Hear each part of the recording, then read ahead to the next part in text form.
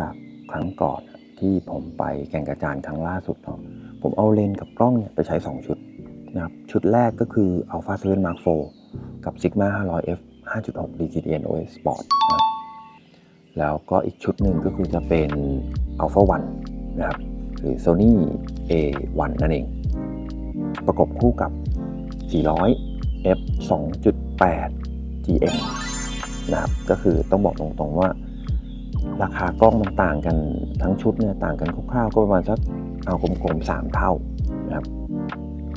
ทีนี้จะมาเล่าให้ฟังว่าราคาที่มันต่างกัน3เท่าระหว่าง 200,000 กับ 600,000 นะครับการใช้งานแล้วก็ความรู้สึกตอนที่ได้ใช้งานเนี่ยคุณภาพอะไรต่างๆเนี่ยเป็นยังไงบ้างนะครับก็ต้องเกริ่นคร่าวๆก่อนว่าเจ้าตัว Alpha 7 Mark IV นะครับมัน33ล้านนะครับส่วน Alpha 1 A1 เนี่ยมันคือ50 MP นะครับอันนี้คือข้อเปรียบเทียบแล้วเนาะต่อมาอัตราการรัวหรือ Burst Shot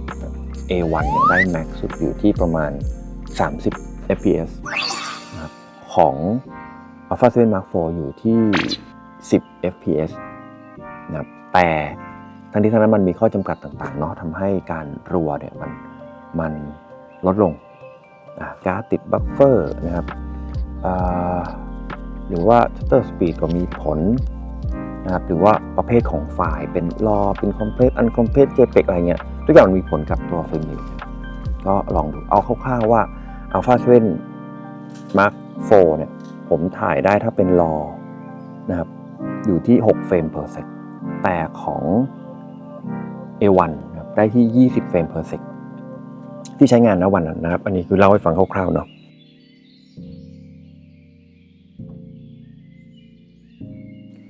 Sigma 500ได้ระยะ500ขึ้นมานะครับแต่ว่ารูรับแสงเนี่ยเป็น f 5.6 ในขณะที่400 GM รูรับแสงเป็น 2.8 ก็คือต่างกันคร่าวๆน่าจะ2 stop ตอนก่อนใช้งานผมก็ไม่ได้คิดว่ามันจะมีผลอะไรมากนะครับแต่ว่าในบางสถานการณ์ที่เอาเข้าไปถ่ายอย่างเช่นถ่ายเจ้าตัวกระเต็น3นิ้วหลังดำตัวน้อยนะครับมันอยู่ในที่ค่อนข้างแสงน้อยเหมือนกันพอเอาเข้าไปเนี่ยพอดัน ISO เพื่อจะ cover ตัว shutter speed ให้ได้ของ Alpha 7 Mark IV เนี่ยภาพมันก็จะวุ้นหน่อย ISO มันจะดีดขึ้นไปสูงมากส่วนถ้าเป็นA1 กับ400 2.8 ก็ 2.8 นะครับ2 stop เนาะมันก็จะต่างกันเยอะประมาณหนึ่งทำให้ได้ภาพมาอันนี้ข้อแตกต่างหลักๆเลยนะถ้าแสงเยอะนะครับผมว่าก็โอเคแต่ไม่ค่อยมีประเด็นเท่าไหร่จะเป็นเรื่องการละลายหลังความเนียนความอะไรมากกว่าแต่ว่าเรื่องความคม Sigma 500ก็ทำได้คุ้มราคาสมค่าตัวพร้อมชนทุกสถาบันมากๆเหมือนกันนะครับที่เท่าที่ได้มาทีนี้มาเรื่องของการถ่ายรูปนกหรือว่ารูปสัตว์เนาะมันมีประเด็นอย่างนี้ครับตอนแรกตัว MP ก็ไม่ได้คิดว่ามันมีประเด็นเยอะยกตัวอย่างเช่นตัว Alpha 7 Mark IV เนี่ย33 MP A1 50 MP อัตราการครอปโดยที่สูญเสียรายละเอียดน้อยหรือครอปได้มากนะ A1 ชนะแน่นอนนะครับเพราะฉะนั้นถึงแม้มันจะใส่เลนส์400ที่ระยะสั้นกว่าแต่มันสามารถครอปได้มากกว่าเพราะฉะนั้นบวกลบก็อาจจะใกล้เคียงกัน A1 ชนะเล็กน้อยนะครับชุดนู้นอาจจะชนะเล็กน้อยนะครับแต่เรื่องความคม Sigma 500ก็ไม่แพ้เหมือนกันนะครับทีนี้ถามว่าจังหวะภาพที่ได้อันไหนเยอะกว่ากันนะครับก็ต้องบอกว่าผมได้ภาพจาก A1 กับ400 GM เยอะกว่านะเพราะว่าพอเข้าที่แสงน้อยมากๆแล้วเนี่ยมันค่อนข้างต้องพึ่งรูรับแสงที่กว้างๆหน่อยครับแต่ว่าเท่าที่ผมเจอถ้าเป็นช่วงที่พื้นหลังรกหน่อยหรือถ่ายทะลุต้นไม้หรือถ่ายอะไรอย่างเงี้ย Sigma ทำได้ดีกว่านะครับไม่รู้เพราะอะไรนะก็ Alpha 7 Mark IV กับ Sigma ทำได้ดีกว่าถึงแม้เอา Sigma ไปลองใส่ A1 ก็ทำได้ดีกว่านะครับเพราะฉะนั้นอันเนี้ยผมก็เลยมองว่าน่าจะเป็นที่ตัวเลนส์ไม่รู้ว่าเพราะอะไรเหมือนกันนะครับหรือเพราะว่าระยะซูมระยะเลนส์มันซูมไกลกว่าก็อาจจะเป็นไปได้นะครับทีนี้เรื่องต่อมาในการถ่ายนกหรือถ่ายสัตว์ส่วนมากเราจะเข้าใจว่าเลนส์ระยะไกลๆเนี่ยได้เปรียบก็ต้องบอกว่าใช่และไม่ใช่นะครับ ถ้าฝีมือดีฝีมือถึงนะครับเลนส์ระยะไกลน่าจะดีกว่าเนาะยกตัวอย่างตัวผมเองนะครับผมใช้เลนส์ระยะ500 400นะครับพอใช้เลนส์ระยะ500นะครับถ่ายยืนในระยะเดียวกันกับ400ระยะ500มันจะสูงเข้าไปได้มากกว่าเฟรมภาพมันจะแคบกว่าถูกไหมครับเราจะได้นกตัวใหญ่ขึ้นเนาะถ้าเป็นนกเกาะนกอยู่นิ่งๆโอเคอันนั้นไม่มีประเด็นแต่พอเป็นการถ่ายนกบินนะครับจะเริ่มมีประเด็นละหนึ่งเลยคือเราแพนทันหรือเปล่านะฮะอย่างเช่นเรื่องของการแพนกล้องตามถ้าเฟรมกว้างหน่อยเราก็จะมีจังหวะในการควบคุมให้ตัวนกหรือตัวแบบมันอยู่กลางเฟรมได้ง่ายกว่านะครับอันนี้ส่วนตัวผมนะเพราะว่าผมยังไม่เก่งมากก็ยังต้องฝึกอีกเยอะต้องยอมรับตัวเองต้องฝึกอีกเยอะโดยเฉพาะเรื่องการแพนเรื่องการปรับกล้องเรื่องอะไรต่ออะไรเงี้ยบางครั้งสติก็ไม่อยู่กับตัวตื่นเต้นพอเห็นนกก็ตื่นเต้นก็ยังมีอยู่นะครับเพราะฉะนั้นทีนี้พอบอกว่าสมมุติว่าเราใช้400เฟรมมันกว้างกว่าเราแพนนกเรามีพื้นที่ให้แพนได้ง่ายกว่าเนาะทีนี้ประเด็นต่อมาคืออะไรคือความละเอียดสมมุติว่า400ถ่ายนกตัวเล็กกว่าแต่ความละเอียดเยอะกว่าเราก็ครอปขึ้นมาได้เยอะกว่าถูกไหมครับอันนี้ก็ดีกว่าเนาะแต่ถ้าเอา A1 ไปใส่กับ Sigma ถามว่าดีไหมดีถ้าคุณแพนทันเพราะตัวเลนส์กับกล้องมันเอาอยู่แล้วในการโฟกัสวัตถุนะครับแต่ว่าก็ต้องบอกนิดนึงว่า Sigma ตัวนี้นะครับทำมาเฟรมเรทแม็กซิมัมที่ใช้กับ Sony คือ15 fps เพราะฉะนั้น A1 ก็จะโดนลดทอนความสามารถลงไปนิดนึงนะครับจากที่ผมใช้20เหลือ15ก็ถามว่าครอบคลุมได้ไหมผมว่าค่อนข้างเพียงพอนะครับแต่ว่าถ้าได้แบบ20-30เต็มเลยมันก็จะดีกว่านะครับเราก็จะมีรูปในการเลือกแอคชั่นได้เยอะกว่าอย่างเช่นนกกระพือปีก1ครั้ง30เฟรม per sec เราอาจจะได้ทุกระยะเลยก็ได้แต่พอเป็น15เฟรมเราจะตึ๊ดอย่างเงี้ยมันก็จะไม่สมูทนะครับส่วนที่เลื่อมมันก็จะน้อยกว่า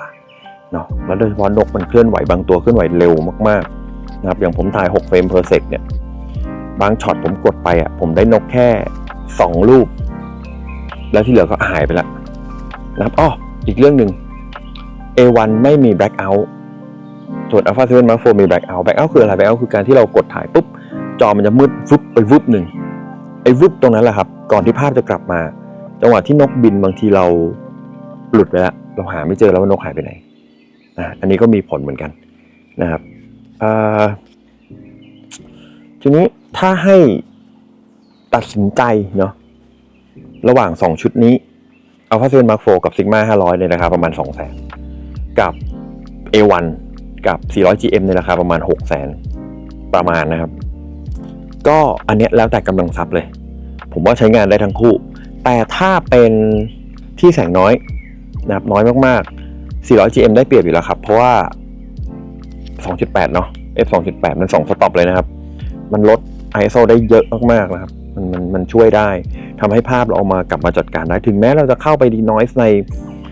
Lightroom แล้วก็ตามภาพมันก็ยังไม่เนียนรายละเอียดมันจะหาย